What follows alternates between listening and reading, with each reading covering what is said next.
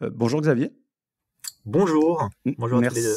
Merci d'être avec nous. On est avec Louise qui est la fondatrice des Innovateurs. Bonjour. On est ravis de vous recevoir. Est-ce que dans un premier temps, pour ceux qui ne vous connaissent pas, ils vous ont souvent entendu, j'imagine, sur les différentes antennes ou lu sur les différents médias sur lesquels vous intervenez, mais est-ce qu'en 1 ou 2 minutes, vous pouvez nous rappeler votre parcours et le lien que vous avez avec le numérique? Alors, je m'appelle Xavier Delaporte, je suis journaliste. Aujourd'hui, je fais principalement deux choses, c'est-à-dire que je suis journaliste aux pages ID du Nouvel Observateur, le vieil hebdomadaire bien connu. Et parallèlement, je fais un podcast pour France Inter qui s'appelle Le Code a changé.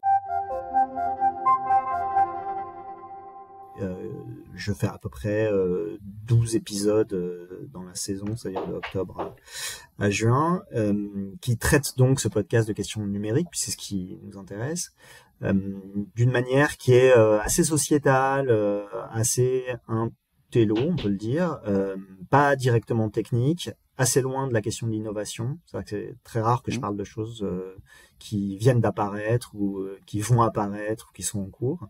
Le fait de fabriquer ce podcast, c'est je crois la 5e ou 6e saison. Ça vient du fait que depuis la fin des années 2000, je traite de la question numérique sous diverses formes. Et j'ai commencé à la radio, à France Culture, où j'ai animé pendant je sais plus combien de saisons une émission qui s'appelait Place de la Toile, et qui était une émission qui traitait des cultures numériques, comme on disait à l'époque. Et puis après, j'ai décliné ça sous différentes formes, c'est-à-dire en chronique, encore une fois dans différents espaces, soit dans des émissions culturelles, soit des chroniques quotidiennes en fin de matinale, à France Culture pendant plusieurs années. Puis après, j'ai pris la direction du site d'information rue 89. Alors là, c'était intéressant parce que c'était du coup avoir les mains dans le cambouis du numérique, puisqu'on parlait pas que de numérique, mais on avait les mains dans le cambouis, on travaillait avec des développeurs, etc. Voilà. Puis après, j'ai fait diverses choses, pas mal de radio et puis de presse écrite, mais la question numérique est restée comme ça, comme une sorte de baseline jusqu'à aujourd'hui. À l'époque, quel avait été le déclencheur? Est-ce qu'il y a une anecdote en particulier, un moment où vous vous êtes dit, en fait, il faut parler du numérique dans les médias? Parce que c'était déjà assez tôt. Alors, c'est pas du tout venu de moi. Moi, j'étais très très rétif aux questions numériques. D'abord parce que j'ai pas de pratique exceptionnelle du numérique. Enfin, j'ai je suis même plutôt très lent dans l'adoption, etc. Pour des raisons qui sont, d'abord, je suis pas fan de la technique a priori. Voilà, c'est pas un truc qui m'intéresse énormément dans la pratique. Et parallèlement, il y a des raisons, si vous voulez, analytiques, qui sont que j'ai un père ingénieur en informatique et que j'ai tout fait pour ne pas faire comme lui. Donc des études de lettres, etc. Et au début à la radio, puisque quand la fin des années 2000, ça faisait quasiment 10 ans que je travaillais à la radio, et je travaillais vraiment sur des questions beaucoup plus proches de mes études. J'ai fait des études de lettres, j'étais prof de français, etc. Donc du coup c'était la littérature, l'art en général, un peu la société, un peu la politique, etc. Mais vraiment pas du tout la question technique. Et en fait à l'époque c'était Bruno Patino qui dirigeait France Culture. Donc Bruno Patino, qui est aujourd'hui à la tête d'Arte, mais qui à l'époque était connu pour avoir fabriqué Le Monde.fr et qui était vraiment un des premiers journalistes en France à dire qu'il fallait absolument que les médias se mettent au numérique, etc., mais aussi réfléchissent à la question numérique. Et Bruno Patino avait participé à la création de cette émission qui s'appelait Place de la Toile, qui était un truc intéressant parce qu'il s'agissait de faire dans une chaîne généraliste, en plus une chaîne de vieux auditeurs à l'époque. Ils sont rajeunis depuis, mais à l'époque c'était vraiment des gens plutôt âgés, plutôt qui aiment les questions intellectuelles, les questions culturelles, etc. Et de leur imposer, et le mot n'est pas n'est pas trivial, une émission d'1 heure sur les questions numériques, quoi, sur Internet, etc. Une époque où plein de gens, les réseaux sociaux existaient à peine, c'était un truc qui dans le monde, disons un peu intellectuel, était méprisé ou pas très connu. Et donc lui, il était très attaché à cette émission. Il y a eu 2 années, elle a été animée par 2 autres personnes, et un jour, il m'a convoqué et il m'a dit, voilà, j'aimerais que tu prennes la Place de la Toile. Et moi, je lui ai dit, ben non, j'ai pas du tout envie, ça m'intéresse pas. Et il m'a dit, t'as pas le choix. Et donc, très courageusement, j'ai accepté. Et là, pendant l'été, en fait, je me souviens très bien de comment ça s'est passé. C'est vrai que je suis d'abord allé voir Dominique Cardon qui est un copain, qui est un grand chercheur qui aujourd'hui dirige le Media Lab de Sciences Po, qui a écrit des livres très essentiels sur la question numérique. Et je lui ai dit voilà, fais-moi un champ mais dessine-moi le champ. Qu'est-ce qu'il faut que je lise, qu'il faut que je vois, etc. Bon, et il m'a fait ça, une sorte de panorama qui m'a servi après pendant 10 ans. Et j'ai fait ce qu'on fait quand on est journaliste et qu'on a un sujet nouveau qu'on doit traiter. C'est vrai que je me suis fait une bibliographie et j'ai lu pendant l'été, quoi. Et en fait, en lisant, j'ai lu des trucs et je me suis dit, mais en fait, c'est génial. C'est vrai que c'est génial parce qu'en fait, je vais pouvoir parler de tout à travers ce prisme. Donc, je vais pouvoir parler de littérature, d'économie, de politique, d'intimité, etc. Et comme Bruno Patino avait été suffisamment malin pour me dire, mais moi, évidemment, j'ai pas envie d'un geek. Ce que je veux, c'est quelqu'un qui ait justement une curiosité générale, etc. Et ben, du coup, j'ai pu dès la reprise de l'émission en septembre, c'est-à-dire tout de suite ouvrir très largement la question numérique. Et cette curiosité, c'est quelque chose que vous avez réussi à transmettre au public, sur les retours que vous avez pu avoir du public, justement pour des gens qui potentiellement étaient réticents aux questions numériques. Est-ce que vous avez réussi à leur transmettre cette curiosité autour des questions numériques et de façon large, c'est-à-dire les impacts aussi, les questions sociétales que ça pouvait poser? Bah, j'espère. En tout cas, au début, c'était un truc qui était nécessaire, il me semble, parce qu'encore une fois, souvenez-vous de ce temps où il n'y avait pas de replay, il n'y avait pas de podcast, et une émission, c'était un truc qui était diffusé en flux, qui était envoyé dans les oreilles de gens qui s'étaient tapé avant une émission d'1 heure sur la géopolitique et qu'après avait une émission d'1 heure sur la littérature est-allemande, vous voyez. Et puis, boum, ils avaient 1 heure sur Internet, la techno, etc. Et encore une fois, avec un public plutôt âgé, dont on savait qu'il n'était pas très praticien, etc. Et donc moi, il y avait un impératif qui était un impératif à la fois, déontologique, moral et aussi d'accueil, quoi, qui était de leur parler, de partir des sujets qui les intéressaient. C'est-à-dire que je pouvais pas arriver et leur dire, ah ouais, il y a un nouveau truc qui est apparu aux États-Unis, ça s'appelle Twitter, c'est une plateforme. Les gens, si je partais de ça, ils allaient pas écouter 5 minutes. Donc il fallait que je parle de trucs qui les intéressaient. Donc de questions un peu plus générales, un peu plus culturelles, un peu plus intellectuelles, un peu plus économiques, etc. Donc au départ, c'était une nécessité, en fait, d'ouvrir déjà très largement et d'aller dans la question techno, parfois même assez techniquement, mais d'y aller à partir de sujets qui étaient plus généraux, etc. Donc il y avait ce premier impératif. Et puis après, moi, ça correspond à un truc qui m'intéresse après personnellement. C'est que moi, ce qui m'intéresse, c'est pas la technique. Ce qui m'intéresse, c'est les gens, quoi. Les gens dans toute leur amplitude, si j'ose dire, ça, les gens qui font de la politique, les gens qui lisent, les gens qui réfléchissent, les gens qui aiment, les gens qui souffrent, les gens qui voilà, et que du coup, ce qui m'intéresse, c'est comment est-ce que la question technique, les outils qu'on utilise, les plateformes, comment elles sont configurées, par qui elles sont créées, etc. Comment au fond ça joue sur ce qu'on est, comment on relationne, comment on réfléchit, comment on vit, etc. Donc en fait, c'est une nécessité médiatique et c'est aussi après un truc de goût d'aller vers comment ça nous touche, quoi. Alors justement, il y a eu un peu plus de 85 épisodes là du Code a changé, ce qui fait que sur les 85 épisodes, vous avez pu voir l'évolution de la compréhension numérique, mais aussi l'impact que ça avait sur la société. Parler aussi beaucoup des précurseurs et de ce qu'ils avaient pu envisager de l'avenir avec le numérique, voir ce qui s'est réalisé, ce qui ne s'est pas réalisé. Aujourd'hui, à votre avis, qu'est-ce qui vous a le plus marqué sur ces 85 épisodes? Quel est le moment où vous dites, là, il y a vraiment quelque chose qui m'a marqué dans ce traitement du numérique? Ce qui me marque, c'est que au tout début, dans la première saison, je fais une émission sur l'intelligence artificielle avec Milette Douéhy, où on parle de la bêtise, où il parle d'une restauration de la bêtise, quoi. Il dit voilà, et donc on fait une sorte de contre-histoire de l'intelligence artificielle de manière qui était finalement, intellectuellement dans la continuité de ce que c'était que l'intelligence artificielle comme un truc pas encore là, quoi, pas encore faillible, pas encore au niveau des attentes que ça portait depuis les années 50, etc. Voilà. Donc je fais ça. Et ça, c'était en quelle année? Et ça, c'est, je sais pas, c'est 2019 ou 2020, okay. Quoi. Et aujourd'hui, aujourd'hui, je fais des émissions où on parle d'un tout autre état de ce que c'est que l'intelligence artificielle. Donc là par exemple, là il y a une rupture.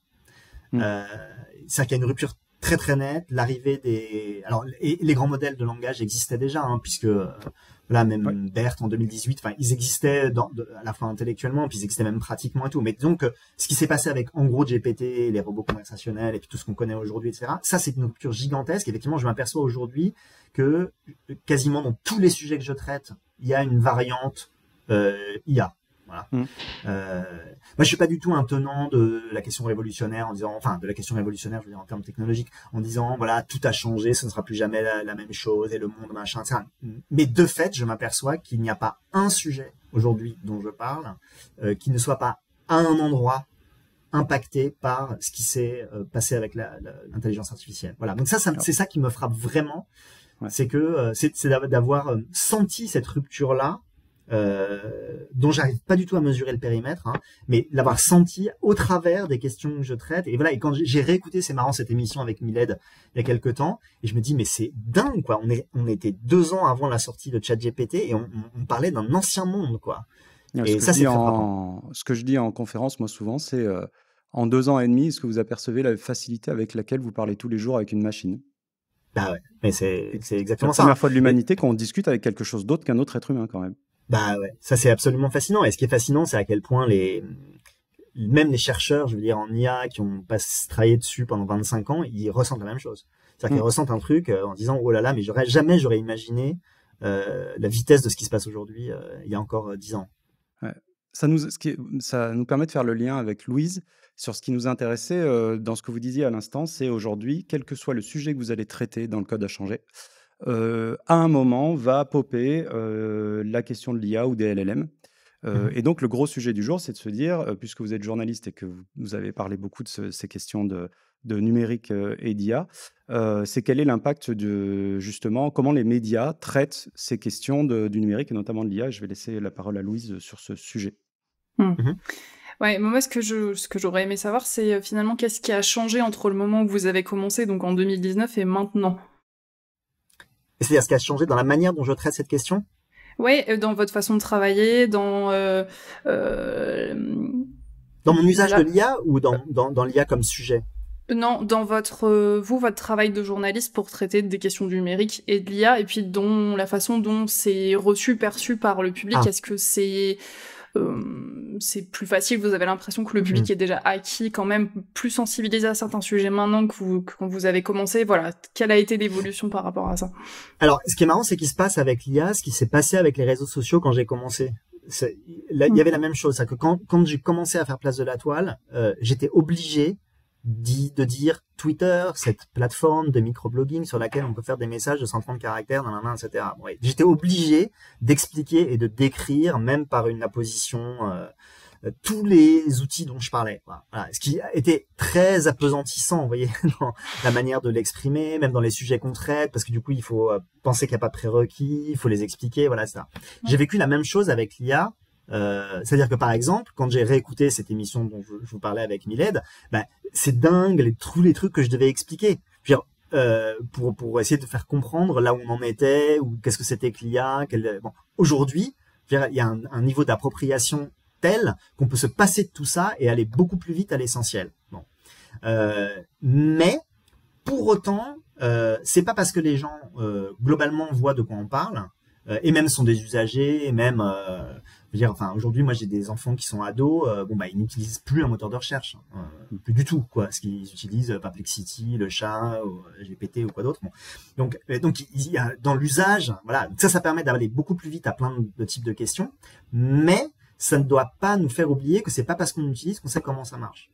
Voilà. Et donc, du coup, mais en même temps, c'est intéressant parce que si vous expliquez les LLM en 2019 ou 2020 ou 2021, les gens ne voient tellement pas ce qu'on pourrait faire avec, vous voyez, que ça les intéresse pas des masses.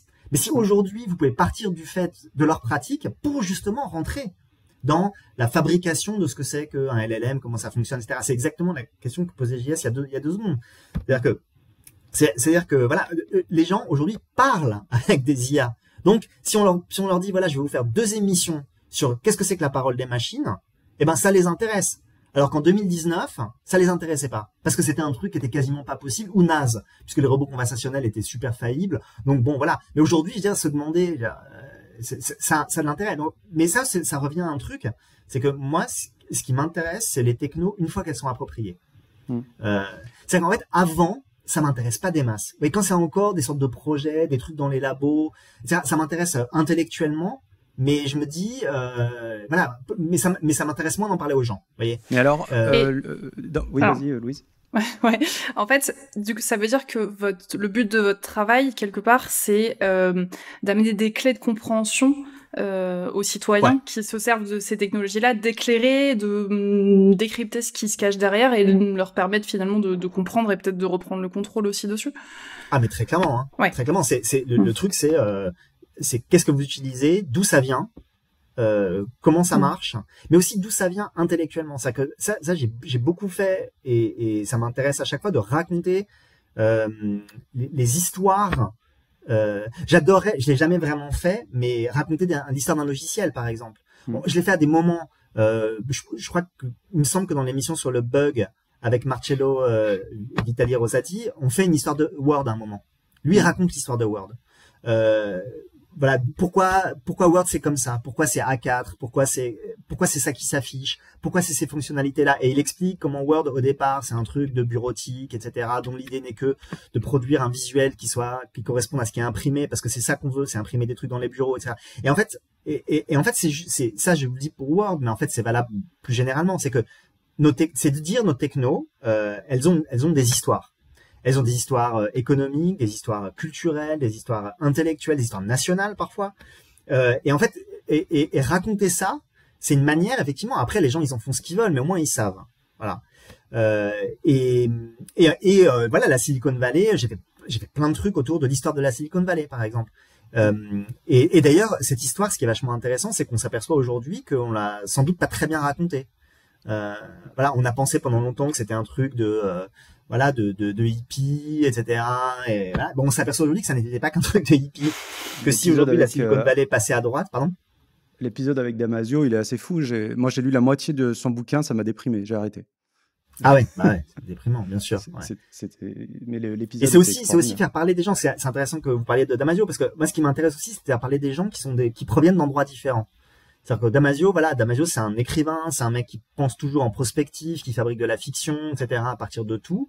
Donc, qui fait un voyage dans la Silicon Valley, qui apprend des trucs, qui l'étonne, etc. Bon, c'est un type de parole qui est pas une parole experte. Mais ça m'intéresse autant que la parole de Thierry Pérez, qui est qui fabrique, qui est à fond dans les LLM, genre les mains dans le cambouis, qui fabrique des trucs, des services. Alors, il fabrique pas des services, mais qui fait de la recherche, je veux dire, très très appliquée.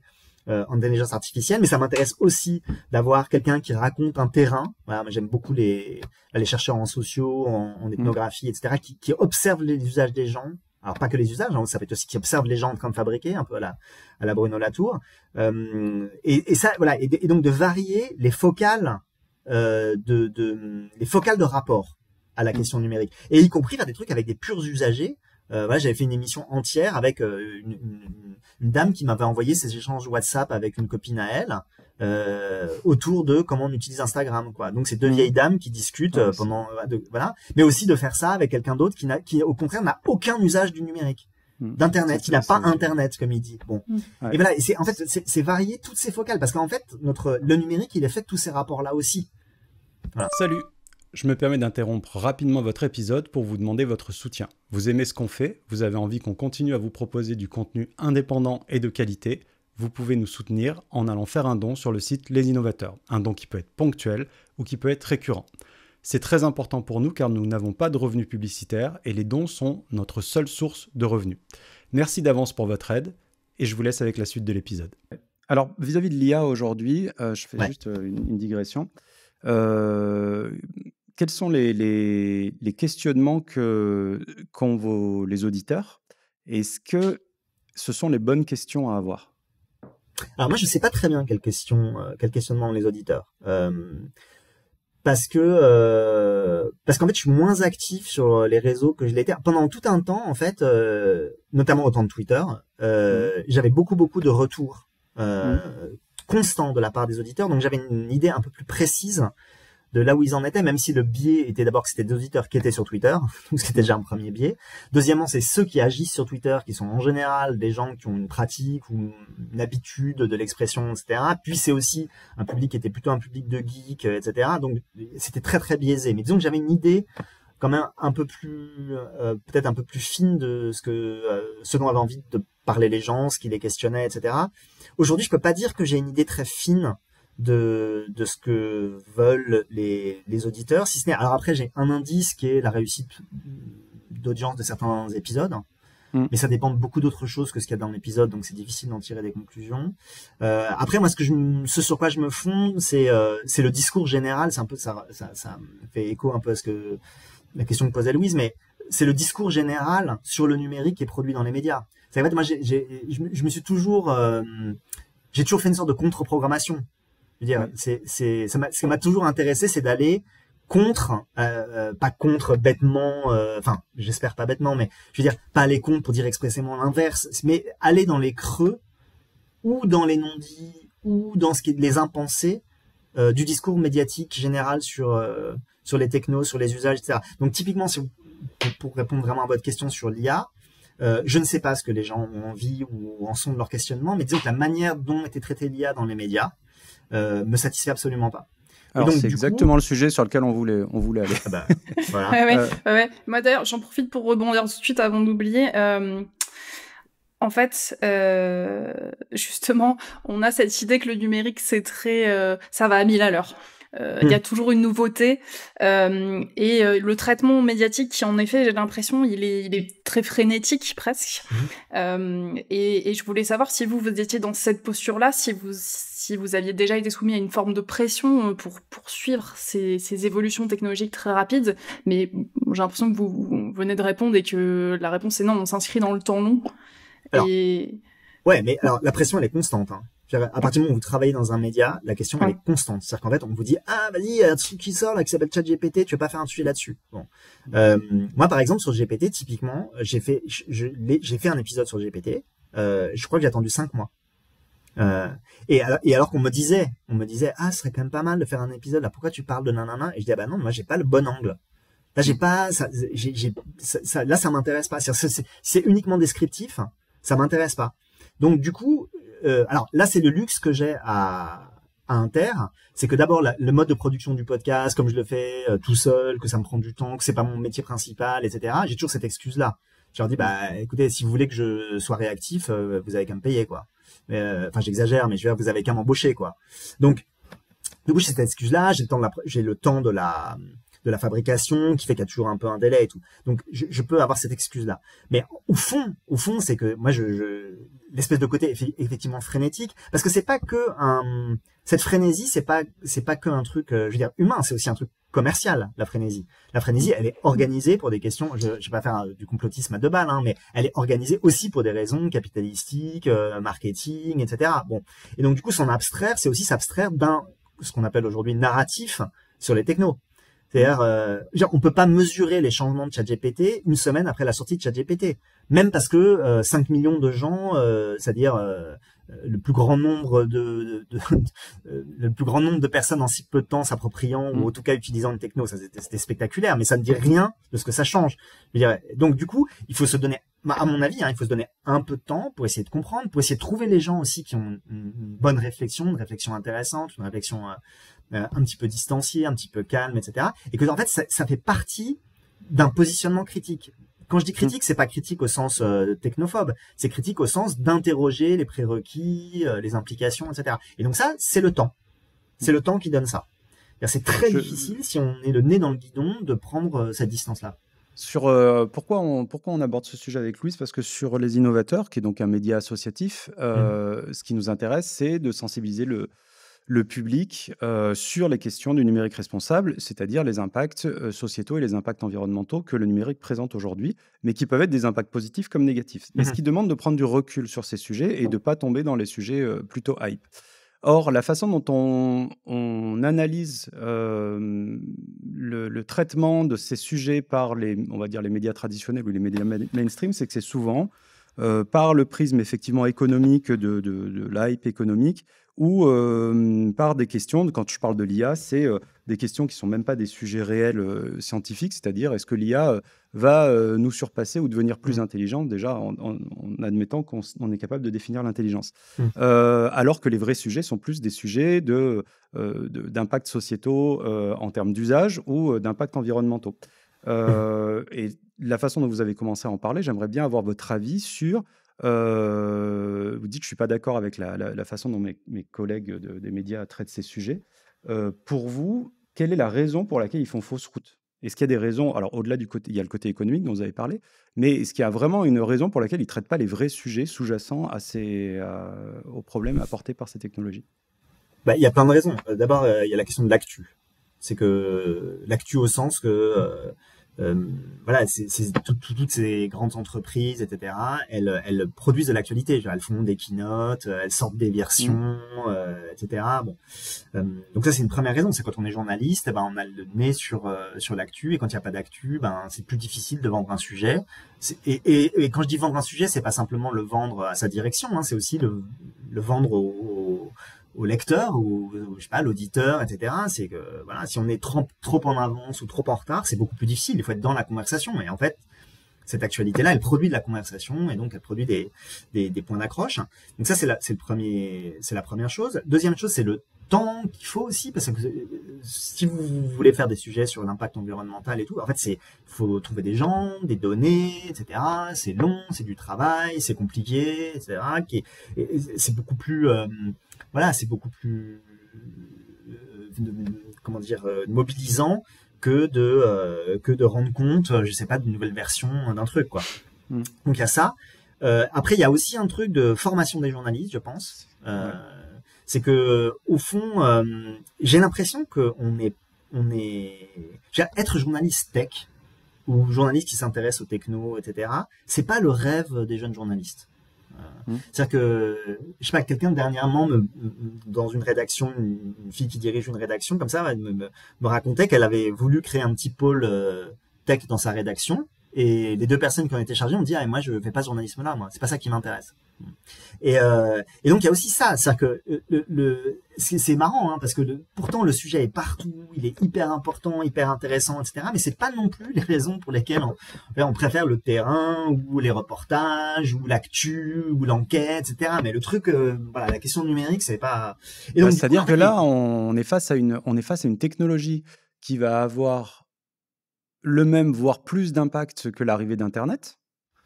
Sur le changement qui est en train de se passer. Les impacts sur la notion même de valeur du travail vont être assez forts, et c'est des sujets qui ne sont pas abordés. C'est-à-dire que quand on le voit sur la sphère politique, on reste sur des anciens sujets qui sont déjà obsolètes.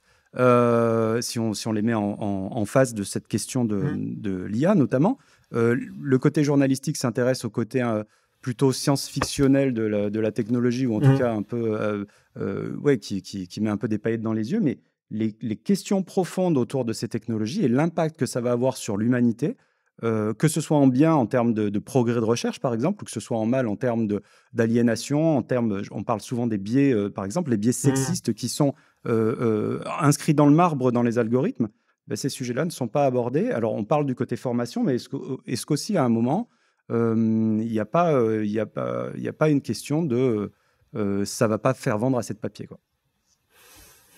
Non, mais je pense que ça joue aussi, c'est que c'est difficile de trouver la bonne méthode, le bon moyen de parler de ça, parce que soit on reste dans des considérations assez générales, assez prospectives, mais sans avoir vraiment de... Si vous dites, par exemple, ça va détruire l'emploi, ça fout la pétoche, mais en fait, on sait pas très bien, puis Puis les études, en fait, elles sont à la fois contradictoires, elles sont très prospectives, donc c'est compliqué. Enfin, là, voilà. Si on rentre dans le détail de où on en est maintenant, en fait, on en est à un moment tellement divers dans les appropriations selon les entreprises, les métiers, etc., qu'en fait, on peut pas en tirer de conclusion générale. Et puis si on va dans le cœur du truc, on arrive dans des questions techniques qui sont ultra compliquées. Il y a aussi ça, c'est qu'en fait, c'est hyper compliqué, l'IA. Comment ça marche, C'est un truc, par rapport à un moteur et tout, c'est un truc d'une simplicité absolue. Donc il y a aussi ça, c'est que c'est en fait moi ce qui m'a toujours fasciné dans ces questions de tech, c'est que c'est une multitude de couches qui se traiter d'une question tech, c'est traiter d'une multitude de couches qui sont en interaction les unes avec les autres, pas forcément convergentes, qui peuvent être en contradiction les unes avec les autres. C'est-à-dire que voilà, vous prenez la question de l'IA. L'IA, ça va de comment on se fournit en matière première qui va être nécessaire pour fabriquer des puces, par exemple. Donc là, vous avez plein de problèmes. Vous avez l'exploitation des populations qui font l'extraction. Vous avez la géopolitique de qui possède ces matières. Vous avez la question économique de quelle boîte les extraits, etc., avec quel capitalisme, quelle capitalisation et quel jeu, machin, etc., quand vous voyez les accords que vient de passer Trump avec Nvidia, enfin, etc. Donc il y a tout ça. Ça, c'est la question juste, la première question, qui est celle de comment on fabrique l'objet matériel. Après, vous avez toute la consommation, toute la question de la consommation énergétique. C'est à la fois même la consommation, on peut la prendre depuis l'extraction jusqu'à nos usages. Bon, déjà, c'est une couche. Et puis après, la consommation, c'est quoi la consommation? C'est la consommation des serveurs, mais c'est la question des requêtes, c'est la question de, c'est une multitude de machins, aussi de nos objets. À partir de quel objet on fait ces requêtes? Et donc, du coup, c'est la question de, du coût énergétique de ces objets, mais aussi du coût énergétique de leurs usages, de quand ils sont obsolètes. Enfin bon, c'est tout un machin, quoi. Et puis après, vous rentrez dans la question de, de la géopolitique de l'IA, qui possède les boîtes, etc. Puis des algos qui sont utilisés. Puis et puis après, on arrive au final de tout ça, on arrive à la question de nos usages, qui sont différents selon les générations, qui sont différents selon les pays, qui sont différents selon les moments, etc. Et en fait, il faut réussir à prendre tout ça, et à l'intérieur de tout ça, vous avez un nombre de disciplines considérables qui doivent être mobilisées. C'est hyper compliqué. Voilà. Mais justement, donc, en fait, quand on regarde tous ces sujets, qui sont des sujets extrêmement importants au niveau de l'humanité, et en fait, on peut donc aborder le sujet par plein d'angles différents. Et en face, on a des journalistes qui disent moi, j'ai pas envie de traiter ça parce que c'est pas ça mon boulot, je veux faire autre chose. Alors qu'en fait, il y a énormément de choses à dire là-dessus. Qu'est-ce qui explique le fait que ce manque d'intérêt chez les journalistes? Non, mais ça, je peux pas parler pour la totalité, mais c'est d'abord, encore une fois, d'abord c'est compliqué. D'abord, en plus, je sais pas. Après, moi, c'est difficile à dire. Je pense que c'est pas que de la part des journalistes aussi, c'est aussi de la part de. Pour moi, vous voyez, le truc archétypal, le public aussi, c'est que, moi, je suis désolé, les gens, ils sont responsables aussi de ce qu'ils écoutent et de ce qu'ils regardent, de ce qu'ils lisent. Le truc est là, hein. En fait, on fait comme s'il y avait pas de traitement intéressant de la tech, mais je suis pas le seul en France à faire des émissions ou des contenus qui sont pas inintéressants sur ces questions-là. Il y a plein de gens qui en font. Hubert Guillot, sur Internet Actu et aujourd'hui sur son blog dans les algos et tout, il fait un travail, mais délirant. Ce mec, ça fait 25 ans qu'il fait ça. Il est hyper savant. Il est hyper fort, il fait des recensions délirantes, etc. Et pourquoi ce mec il est pas dans un média, ou pourquoi il y a pas 200 000 abonnés à sa newsletter qui est par ailleurs bien écrite, etc. Il y a aussi un moment de responsabilité. Les sujets, ils sont traités, alors ils sont pas forcément bien traités, mais ils sont traités de manière éparse, un peu impressionniste, etc. Il y a des bons traitements. Tesquet à Télérama, il fait un super boulot. Nastasia Adjadji sur les bitcoins, je pense à eux parce qu'ils ont écrit un bouquin. Il y a de la production. Libé fait des bons papiers. Le Monde, ils font des très bons papiers. Pixel, c'est super. Il y a la matière. Après, il y a un truc, c'est que c'est un peu chiant les questions tech, quoi. Faut pas non plus. C'est un peu désincarné, etc. Mais donc du coup, moi, c'est par exemple l'effort que je fais. Dans le code à changer, par exemple, c'est de faire parler quelqu'un à chaque fois et de l'incarner au maximal. C'est quelqu'un qui vous parle, même quand il est chercheur ou elle est chercheuse, même quand il fait un travail un peu qui a l'air un peu sec comme ça. J'essaie de l'incarner au maximal parce que c'est quelqu'un qui vous parle, quelqu'un qui doute, quelqu'un qui pense, même quand il fabrique de l'IA, vous voyez. Et donc, ce truc de l'incarnation, c'est un truc, donc c'est beaucoup plus facile, je dis facile, c'est horrible à dire, mais de faire un reportage sur quelqu'un à qui il est arrivé quelque chose quelque part, qui a un visage, qui a un corps, qui a une histoire, etc., et de le faire sur une techno. C'est dur une techno, c'est âpre, c'est pas sexy, quoi. Donc moi je comprends, si vous voyez, que dans un journal de télévisé à 20h, on préfère faire un sujet sur quelqu'un, quelque part, qui a un visage, une histoire, plutôt que de le faire sur un service dont on va raconter tout à coup l'histoire, qui est hyper complexe, qui est irrésumable en 3 minutes, qui va faire chier tout le monde. Bon, je comprends. Moi je comprends. Louis, je pense que ce qui est intéressant pour les innovateurs, c'est On a un média où on essaye de parler de ces sujets pour sensibiliser. Évidemment, on a plein de sujets qui sont chiants parce que en fait, c'est des sujets qui sont liés à l'impact de la tech. Si vous deviez nous donner 3 conseils sur la manière d'aborder, donc là, il y en a un premier, c'est raconter des histoires et venir chercher des choses. Mais s'il y avait 2 autres conseils sur comment on peut intéresser les gens sur ces sujets et en même temps les éduquer. Ah. Moi, je sais pas s'il faut éduquer les gens. Je vous prends Je sais pas s'il faut éduquer les gens. Les sensibiliser. Je vais changer de mot. Les sensibiliser. Voilà. Alors, effectivement, je pense que le premier truc, c'est la question de l'incarnation. C'est-à-dire que si on peut pas incarner un sujet, incarner la personne qui parle, je pense que c'est important.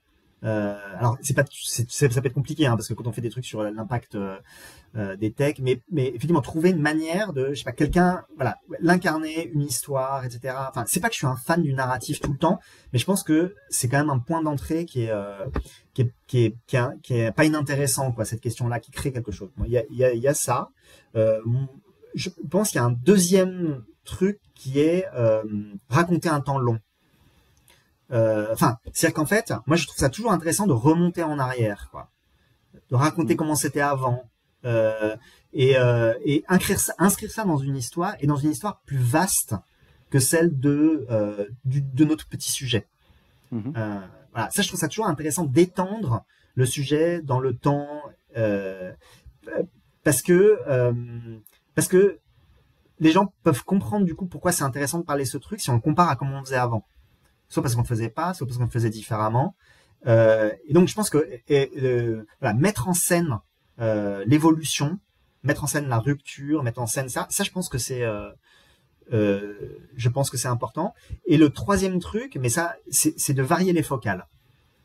C'est-à-dire que de passer prendre à l'intérieur d'un même papier ou d'un même, je sais pas, d'un même épisode ou d'une même émission, pouvoir passer d'un truc très technique à un truc très philosophique, d'un truc très humain à un truc très matériel, à un truc, voilà. Ça, je pense que cette question de la variation des focales, d'abord, c'est rendre grâce à cet objet qui nous intéresse tous les trois, qui est donc cet objet de la technologie, qui est un truc qui a, comme on disait tout à l'heure, qui est multifocal et qui n'est compréhensible que si on varie les focales. Et puis c'est aussi une manière de montrer aux gens, pour les sensibiliser, que en fait, il faut regarder cet objet de toutes ces manières-là. Et puis c'est plus marrant à fabriquer un article ou un épisode où on passe d'un truc assez technique à un truc très humain, ou je sais pas, qu'on peut regarder de manière avec différents tons. On peut parfois être agacé par cet objet, on peut parfois être admiratif. Ça, c'est aussi un truc qui est important. C'est de montrer qu'en fait, ces questions tech, elles provoquent en nous des états qui sont des états différents, contradictoires, etc. Et que, en fait, l'intelligence artificielle, par exemple, hein, voilà, pour utiliser ce mot très vague, etc. Mais c'est un truc qui à la fois nous fait flipper et provoque notre admiration en même temps. Et ne pas rester sur un truc univoque. Les deux sont pensables en même temps. Pardon. J'avais échangé avec une personne qui m'avait dit justement, mais le numérique et la tech, on dit c'est des machines, alors que c'est tout sauf ça. C'est-à-dire qu'à chaque fois qu'on va échanger sur le sujet avec une personne, en face, il va y avoir des réactions émotionnelles. Voilà. Bien sûr. Donc ça fait peur, ça met en colère, on en est accro, on peut plus s'en passer, voilà. Et ça nous fait stresser. Ça aussi. Ouais, complètement. Non mais c'est un truc, mais je pense de toute façon il y a un problème. Depuis le début, on pense que les machines évacuent le corps. Alors en fait, les machines, elles ont toujours engagé notre corps. Elles l'ont engagé à la fois comme un objet de représentation. Je sais pas pour rien que le porno a été et encore super important, c'est que c'est bien l'engagement du corps, d'un certain corps. Mais voilà, le corps a toujours été présent. Il est présent comme objet de circulation, enfin voilà, qui est de truc qui est dans les tubes, mais il engage notre corps parce que la manière dont on est sur nos claviers, la manière, tous ces objets qu'on a autour de notre corps est engagé comme ça, etc. Et nos émotions, elles sont engagées de manière énorme dans ce truc. Et en fait, et encore une fois, elles sont mais de manière dialectique, pas de manière univoque. C'est-à-dire que voilà, je reviens à ça, mais ce qui est compliqué avec l'IA, et ce dont il faut rendre compte, c'est ces deux trucs en même temps. C'est que c'est un truc qui à la fois est une manifestation extraordinaire au sens littéral du terme du génie humain, et extraordinaire et paradoxal puisque le génie humain est en train de créer une machine qui, dans plein de domaines cognitifs, est en train de dépasser. Donc c'est une sorte de paradoxe complètement dingue. Voilà. Donc c'est admirable. C'est fou. C'est admirable. Mmh. Et en même temps, évidemment, c'est extrêmement flippant parce que ça va sans doute amener à des reconfigurations dans plein d'espaces. Mais comme d'autres technologies dans l'histoire de l'humanité ont amené à des reconfigurations, enfin, je veux dire, l'écriture a bouleversé les sociétés, etc. Donc, voilà. Mais de fait, il est en train de se passer quelque chose. Et en fait, les deux, il faut réussir à penser les deux en même temps et à raconter les deux en même temps parce qu'en fait, c'est notre vrai état face à ça. Et même les gens qui s'en extraient, même les gens qui disent c'est pas pour moi, etc. En fait, souvent, c'est de l'angoisse qui parle. Mmh. Donc voilà, et ça c'est vachement important de le prendre en compte. Et c'est un fil que journalistiquement on peut utiliser, ce truc-là, l'émotion quoi. Moi, je voulais revenir sur le côté IA et rédaction, mais sous l'angle des fake news, la désinformation. Ouais. C'est-à-dire l'IA comme productrice et facilitatrice finalement de désinformation en ligne. Est-ce que vous avez un regard là-dessus ? Alors, je sais pas si j'ai un regard particulièrement original, mais donc moi le dernier truc qui m'est fait vraiment réfléchir à cette question-là, c'est la discussion que j'avais eue avec Naomi Klein, où elle disait un truc qui me semblait très très juste. C'est-à-dire qu'elle dit l'IA permet de fabriquer des fake news, etc. Bon, ça on le sait, hein, enfin du son, de l'image, mais elle dit en fait le plus problématique, c'est pas tant ça que l'état dans lequel ça commence à nous placer, qui est l'état de ce qu'on pourrait appeler l'incrédulité par défaut. C'est-à-dire que face à un contenu, on se dit d'abord ah non, ça c'est produit par l'IA. Et c'est marrant parce que il m'est arrivé ça ce matin. C'est-à-dire que ce matin, j'allume mon téléphone à 6h du mat, quoi. Je regarde je sais pas qu'est-ce que je regarde. Je regarde un Insta et je vois l'image de Charlie Kirk, donc cette espèce d'influenceur d'extrême droite américain. Et je vois Charlie Kirk donc sur sa tribune en train de parler et tout à coup un jet de sang, il s'écroule, quoi. Le premier réflexe que j'ai, c'est ah putain, les démocrates, ils y vont fort là. Fabriquer une image comme ça, c'est quand même hard. Et donc, qu'est-ce que je fais? Je vais sur le site du Monde, et là, je vois en troisième truc, Charlie Kirk est mort ce matin, assassiné, etc. Et donc, vous voyez, ce qui est dingue, c'est que le premier réflexe que j'ai, et ça, je l'ai de plus en plus souvent, c'est de me dire, c'est fabriqué par l'IA. Est-ce que c'est pas une bonne nouvelle dans le fait que ça nous oblige à aller retrouver des sources fiables? Alors c'est exactement la remarque que j'ai fait à Naomi Klein. J'ai dit mais magnifique, le doute, la nécessité de sourcer, etc. Elle me répond ouais, ça c'est pour ceux qui vont faire le travail. Mais en fait globalement, ce dans quoi ça nous plonge, c'est un état où ce qu'on n'a pas envie de voir, ce qu'on n'a pas envie parce que c'est trop violent, parce que ça parce que ça va contre ce qu'on pense, etc. Eh ben on pourra l'infliger à l'IA. On pourra dire mais non, c'est faux, c'est créé par l'IA. Et ça, vous voyez, Trump il commence à faire ça. Ouais, l'autre jour, il est interrogé par les médias à la Maison Blanche qui lui disent oui, il y a eu des images qui ont été où on voyait, je crois que l'histoire c'était il y a des images qui ont montré qu'il y avait une fenêtre qui était ouverte à la Maison Blanche, j'en sais rien, un truc comme ça. Et il dit c'est l'IA. Et qu'elle pouvait pas être ouverte. Voilà. Et en fait, c'est des trucs qu'on de plus en plus souvent. Et Naomi Klein, l'histoire qu'elle raconte, c'est elle dit voilà, moi quand je poste sur mes réseaux des images d'enfants à Gaza, les réponses que j'ai c'est ah, vous êtes fait avoir, c'est l'IA. Et en fait, cette espèce d'état là, vous voyez, c'est pas pour répondre à votre question, oui, c'est pas exactement la question de la fabrication de fake news. Ça, c'est qui est effectivement c'est cette espèce d'état dans lequel ça nous met où, je veux dire, on n'accepte pas, l'IA nous permet de ne pas accepter le réel. Voilà. Ou nous met dans un doute face à la production du réel, qui est une sorte de truc, ça, c'est un état que je trouve, moi, très, très, très nouveau. J'avais jamais eu ce rapport-là. C'est que même si Photoshop et si la fabrication des photos, etc., c'était un truc qui existe depuis très très longtemps, mais on doutait assez peu de l'image. Mais c'était même un problème et qui a permis d'être exploité par les fake news. Mais du coup, aujourd'hui, c'est l'espèce d'état inverse. C'est quand c'est vrai, on peut se dire que c'est faux. On peut douter. Et là, c'est encore autre chose, quoi, comme état mental. Et ça, à mon avis, c'est un état qui est en train d'apparaître. Je ne sais pas quoi en faire. Je n'ai aucune idée de ce que ça peut avoir comme conséquence. Mais je me dis, ah ouais, là, il y a un truc, quoi. Est-ce que ça participe pas à cette société où la croyance a pris le dessus sur les faits? Et donc, en fait, on finit par croire ce qu'on a envie de croire, et ça, c'est un biais de confirmation, c'est-à-dire ça va systématiquement confirmer les croyances qu'on va avoir, et finalement, les faits n'existent plus. Peut-être. Alors après, moi, je sais pas, j'ai du mal aussi avec ce discours qui dit qu'on est dans une société où les croyances... Parce qu'en fait, là, vous parlez d'une société qui a existé très peu de temps, qui est une société super laïcisée, enfin dont on a pensé qu'elle était super laïcisée, parce qu'en fait elle a jamais été complètement laïcisée. Hein. Je veux dire, même sous le communisme, les gens continuent à croire en Dieu dans leur cuisine. Donc du coup, bon, enfin, en gros, il y avait une sorte d'accord commun autour de la science, de la laïcité, etc., qui faisait que on pensait qu'on s'était abstrait des croyances, mais on n'a jamais cessé de regarder le monde avec nos croyances. Enfin, je pense. Hein.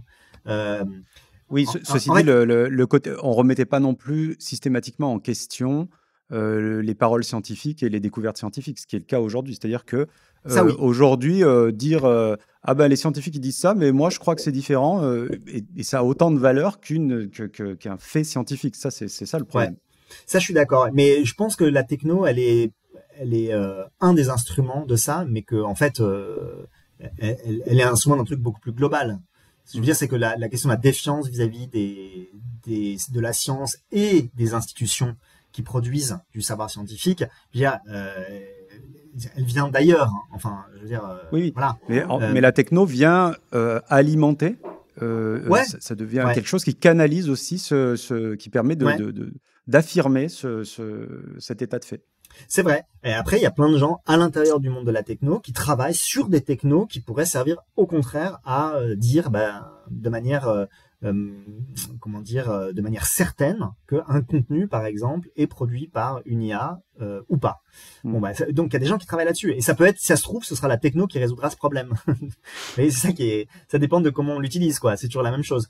Mais donc simplement le problème, c'est que je pense qu'aujourd'hui, il y a plus de gens ou plus d'intérêts qui vont dans l'idée de faire de la fausse information avec des IA que de gens qui vont dans plus d'intérêt et d'argent, enfin plus de gens et d'argent qui vont vers du côté de comment on peut imaginer des technos qui nous certifient qu'une production est une production de l'IA, quoi. Voilà, ça excite moins les labos, hein. Ça c'est, enfin les labos ou pas les labos. D'ailleurs, peut-être que les labos ils sont plus excités par ça, mais je veux dire le discours commun et voilà, il va plus dans un sens que dans l'autre, mais ça pourrait s'inverser et peut-être que ça s'inversera de manière nécessaire. C'est qu'il y a un moment où cette espèce d'état d'incrédulité par défaut, il va être invivable et que donc du coup, on va se mobiliser pour trouver des critères techniques pour certifier. Moi, il me restait une question peut-être un petit peu plus personnelle. Au fil de vos travaux, on vous entend vous questionner, évidemment sur un certain nombre de choses, mais depuis presque 15 ans que vous traitez des sujets du numérique, est-ce que vous avez acquis certaines convictions, certaines valeurs par rapport à, voilà, je sais pas, l'importance de la protection de la vie privée en ligne, par exemple, ou l'importance de la parité dans la tech, voilà, des choses comme ça. Est-ce qu'il y a vraiment, voilà, qu'est-ce qui aujourd'hui, enfin, si vous vouliez que la tech soit idéale, un peu, qu'est-ce que vous mettriez en avant?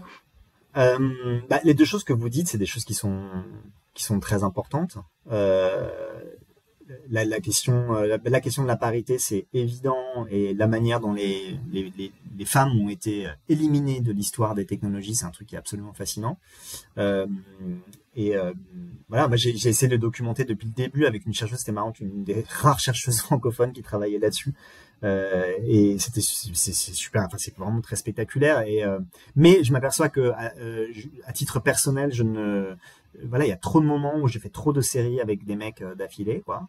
Même si j'essaye de trouver des jeunes chercheuses, des jeunes, mais bon, voilà, ça reste encore compliqué à l'intérieur du monde de la tech. Enfin, bon, voilà, ça c'est un truc. On pourrait étendre ça à la question des minorités aussi. Hein. Enfin, les femmes sont pas une minorité, mais une minorité symbolique. Mais enfin, il y a d'autres minorités qui sont très peu représentées. On s'intéresse très très peu à la manière dont les technologies sont un enjeu, par exemple en Afrique. Alors on parle beaucoup des usages, voilà, des trucs comme ça, mais en fait il y a des enjeux qui sont gigantesques de recolonisation de l'Afrique par les gros géants de la tech de manière complètement dingue, hein, en tirant des câbles, en passant des contrats avec des États pour avoir. Et là on rejoint la deuxième question qui est la question de la vie privée.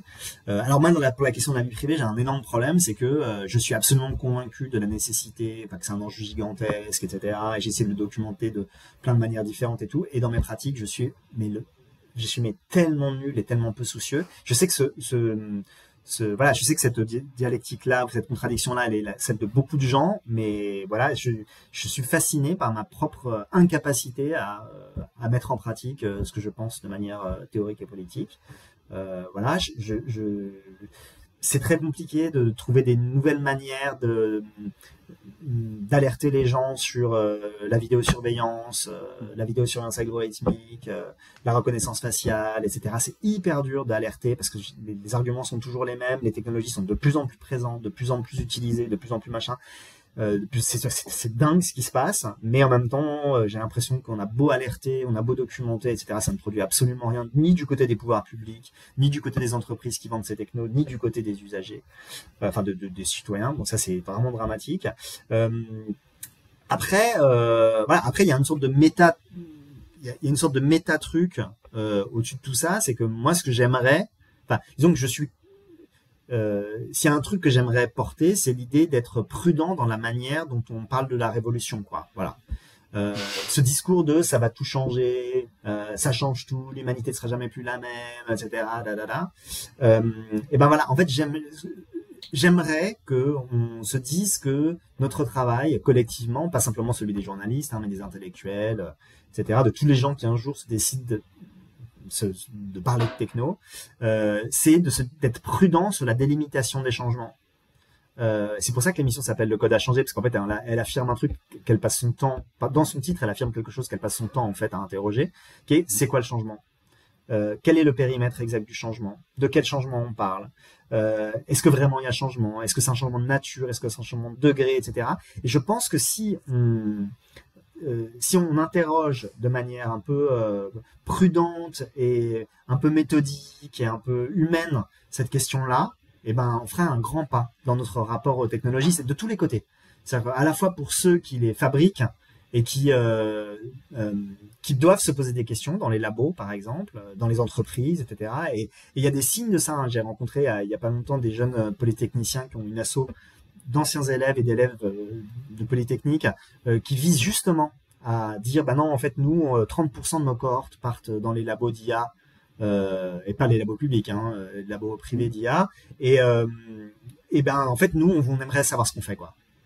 Et donc ça c'est voilà, donc ce truc-là, ce mouvement-là, ça c'est important. Voilà. C'est important dans les labos, c'est important pour ceux qui fabriquent ces technos, mais c'est aussi important pour ceux qui en parlent, c'est important pour ceux qui les utilisent, etc. De pas tomber dans une sorte de discours un peu vague, un peu à la fois très effrayé ou à la fois très enthousiaste, etc. Et ça c'est un truc que je trouve vachement important, quoi. De garder un peu à la fois évidemment de puissance critique, à la fois de calme, et voilà. Ça me semble vraiment essentiel. C'est une conviction que j'ai, même si le problème c'est que l'époque n'incite pas à la nuance, c'est sûr. Mais... Pour terminer, et histoire de finir sur une note un peu plus légère, si vous deviez nous donner 2 ou 3 noms de personnes qui seraient intéressantes à venir interroger justement sur les questions du numérique responsable, à qui vous pensez, peut-être des gens que vous avez interviewés sur le Code a changé ou d'autres? Tout à l'heure, vous avez parlé de... c'est moi je me perds les Hubert Guillaume Bruno Latour. Bruno Latour. Ah ouais, bah lui, malheureusement, il est mort. Mais, et puis, ça va être vachement difficile. Il est... sur la question vraiment du numérique responsable... alors, ça fait longtemps que j'ai pas fait de trucs là-dessus. Alors, il me semble... Un truc qui m'intéresse, et peut-être que je vais m'y pencher, c'est... des gens qui travaillent à la fabrication d'une IA responsable. Ça, je pense que c'est intéressant, des trucs qui fonctionnent en local. Enfin, ça, je pense qu'il y aurait... Alors, je peux vous donner des noms, j'ai pas les noms en tête, mais il y a des jeunes chercheurs qui bossent vraiment là-dessus. Ça, je trouve ça super intéressant. Quand vous dites responsable, c'est responsable écologiquement ou au-delà d'un point de vue de l'impact sociétal aussi, c'est-à-dire en se disant ce que je suis en train de faire, est-ce que ça va flinguer le cerveau des gens d'une manière ou d'une autre? C'est-à-dire on a tous les niveaux de responsable, sobriété, impact sociologique, etc. Alors donc je pense que ça c'est intéressant d'aller voir des gens qui savent fabriquer une autre IA. Il y a un endroit qui est aussi intéressant, qui est un observatoire des algorithmes publics, qui est fait par un ensemble de jeunes chercheuses super fortes. Et donc elles sont super intéressantes, et donc c'est un observatoire des algorithmes publics, c'est-à-dire que tous les algorithmes qui sont donc à la fois les algorithmes du calcul des impôts, mais aussi les trucs les IA, les robots, avec lesquels on va interagir pour parler à, je sais pas, à la CAF ou ce genre de trucs, quoi.